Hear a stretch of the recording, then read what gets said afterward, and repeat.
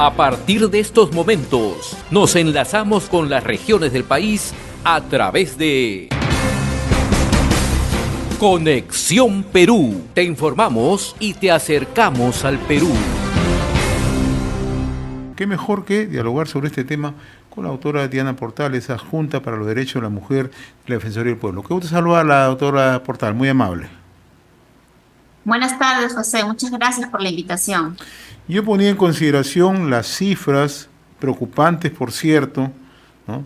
No solamente de casos de feminicidio, también de tentativas, ¿no? Pero hay un hecho que siempre se discute en el día a día en nuestro país, ¿no? La necesidad de actuar. La gran pregunta es, ¿por qué no actuamos? ¿Y por qué es necesario poner una agenda pendiente tal como lo está reclamando la Defensoría del Pueblo?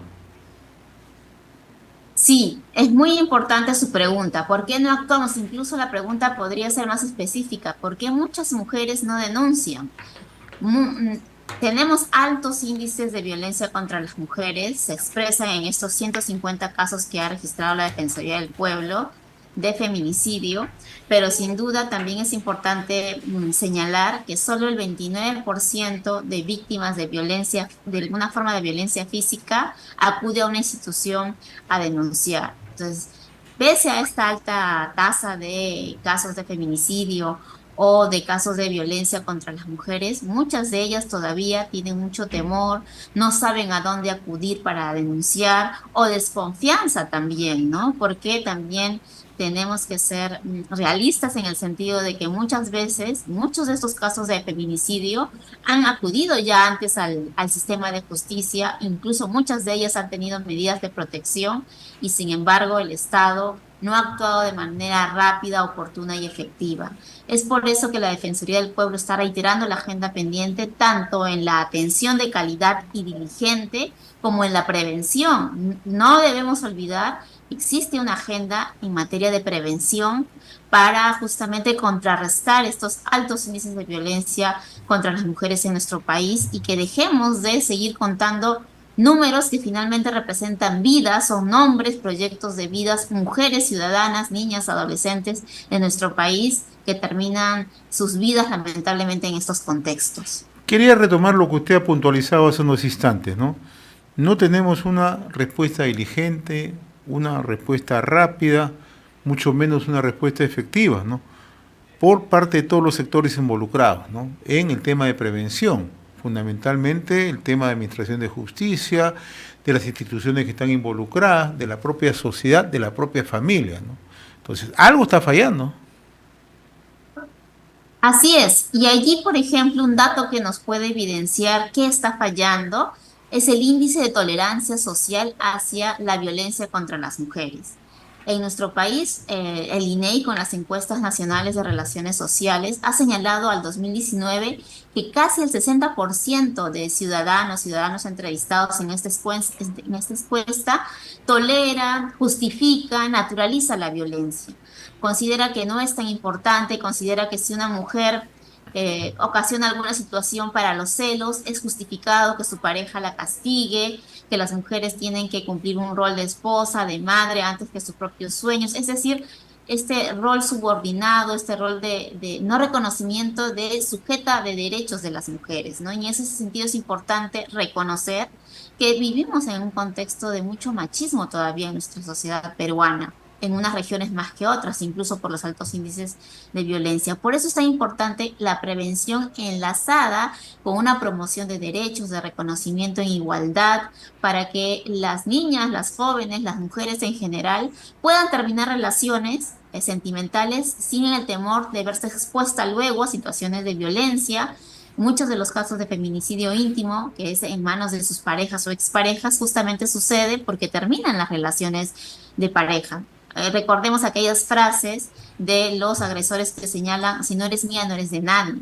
Y eso tiene que cambiar en nuestro país. O el caso emblemático de Ivy Ágreda, que no hizo caso a su presunto, este señor que quería estar con ella, ¿no? Que le daba atención y en castigo a esta no respuesta positiva de sus cortejos, digamos, fue quemada y otros tantos casos, ¿no? Entonces, ahí es muy importante el reconocimiento, la promoción de la igualdad, el sacudirnos un poco de todos estos mensajes machistas que colocan a las mujeres en sumisión, de estas relaciones que finalmente no se ven libres para poder existir en nuestro país libre de toda esta violencia. Y de otro lado, como usted bien señala, la atención. ¿Qué pasa cuando ya suceden los hechos de violencia?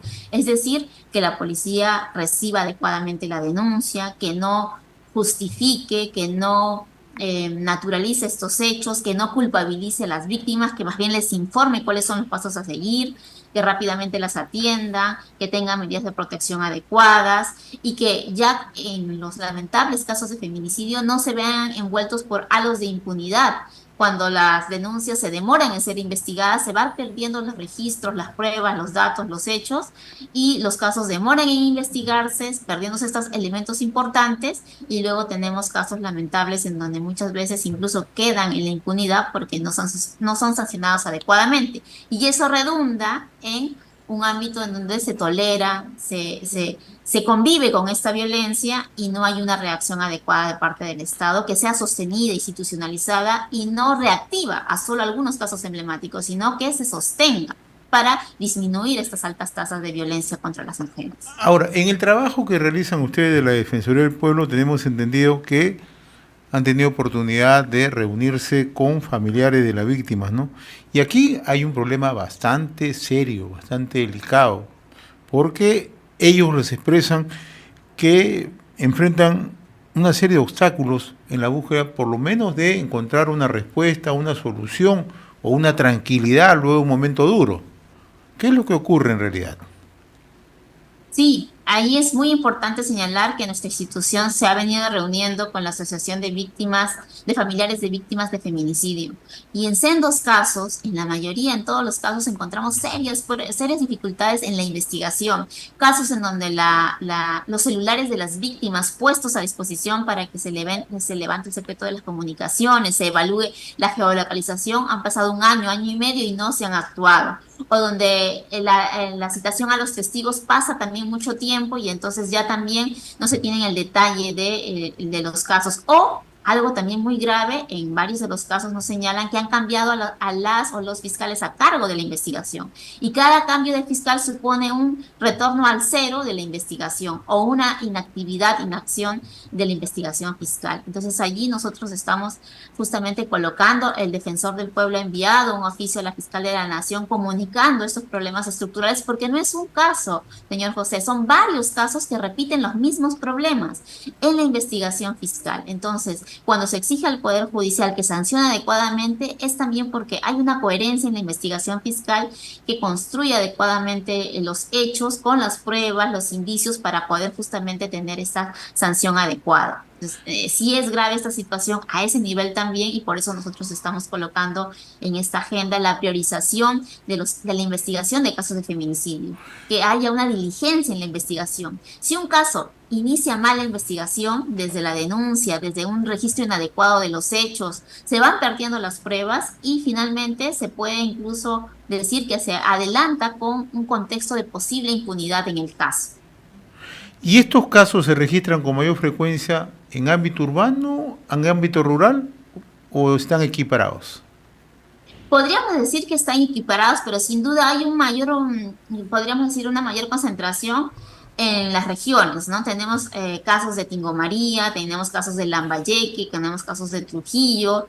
También implica la distancia de la presencia o no del Estado en el recojo de las pruebas, porque muchas de las pruebas tienen que ser incluso enviadas a Lima por los laboratorios para ser evaluados, y eso también hace que se vaya pasando más el tiempo y se vayan perdiendo muchas de estas pruebas. Entonces sí hay ahí también un factor a tener en cuenta que complica, ¿no? Que no facilita una actuación diligente de parte del sistema de justicia. Aquí hay otro tema, ¿no? La administración de justicia, ¿no? Cierto que goza de mayores facilidades en la zona urbana. En la zona rural la atención es rápida, la diligencia es rápida, la respuesta es rápida, o hay más limitaciones. De manera general, de los casos que hemos venido acompañando e interviniendo, la Defensoría del Pueblo, sí podemos decir que en regiones, justamente por la distancia, por la ausencia de servicios públicos estatales en zonas más alejadas, la respuesta tarda más. Hemos visto casos, por ejemplo, en donde las cámaras GESEL no están a nivel nacional distribuidas y la toma de la denuncia, la declaración de las víctimas demora 1, 2, 3 meses incluso, ¿no? Entonces sí es cierto que también que parte de los problemas estructurales de este sistema de administración de justicia a nivel de la policía, Ministerio Público y Poder Judicial también es las limitaciones que se tienen a ese nivel, ¿no? Y los casos en las zonas rurales pues se complican mucho más por la distancia de la atención de esta justicia formal con todos los servicios adecuados. También ustedes consideran que es necesario culminar la implementación de un registro único de víctimas y personas agresoras. ¿Por qué es importante contar con este registro?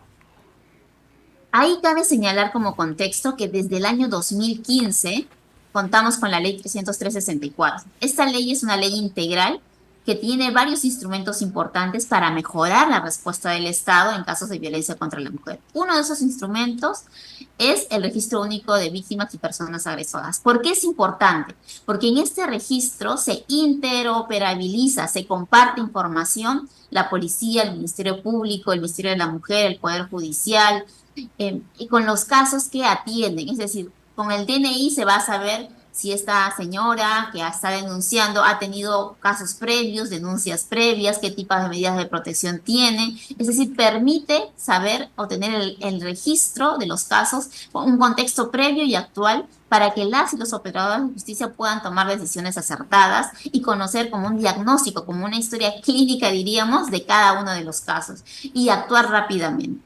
Lamentablemente, por una cuestión de presupuesto, por una cuestión incluso logística también, solamente contamos con este registro en 8 distritos judiciales de nuestro país, que es donde está el SNEC, el Sistema Nacional Especializado de Justicia para Casos de Violencia. Entonces, todavía es muy lento el proceso de implementación y es por ello también que nosotros este año estamos dando prioridad para el seguimiento y también poner en la agenda del Estado, en la política pública, la priorización de la implementación de este servicio que permitiría un seguimiento adecuado de cada uno de los casos. Ahora, ¿han tenido ustedes oportunidad de reunirse con responsables de distintas instituciones que tienen que ver, que están involucrados en estos temas, justamente para retomar la agenda pendiente?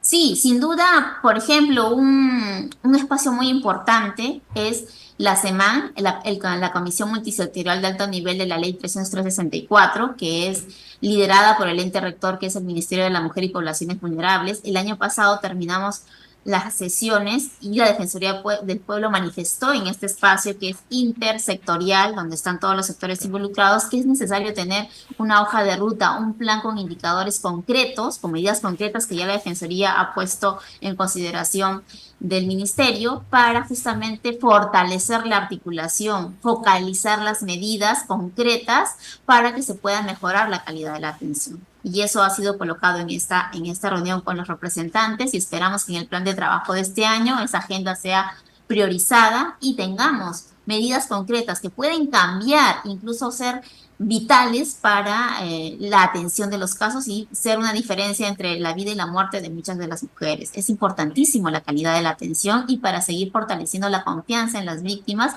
de acudir a denunciar, ¿no? ¿Cómo vamos a promover o decir ven denuncia o acude al servicio si vemos que los casos no son atendidos adecuadamente, ¿no? Doctora Diana Portal, adjunta para los derechos de la mujer y la Defensoría del Pueblo, gracias por atender esta comunicación a través de Conexión Perú en RCR, Red de Comunicación Regional. Ha sido un gusto dialogar con usted, muy amable. Muy amable, José. Solo si me permites medio ¿Cómo segundo, no? que Sí. creo que es parte de la agenda, es la difusión de los servicios. La ciudadanía tiene que saber a dónde acudir y hay líneas gratuitas a las que pueden llamar. ¿Cómo no? La línea 100, que es la línea de los centros de emergencia mujer para cualquier caso de violencia contra la mujer. La línea 114 en caso de desaparecidas. La línea 1818 para casos de posible trata y nuestra línea como Defensoría del Pueblo, si algún servicio no está atendiéndolos adecuadamente, es un WhatsApp, el 947-9542. Yo le agradezco la cordialidad que ha tenido con nosotros, muy amable. Buenas tardes. Muchas gracias. Hemos presentado Conexión Perú. Mañana retornamos para seguir informando y acercándote al Perú a través de Conexión Perú.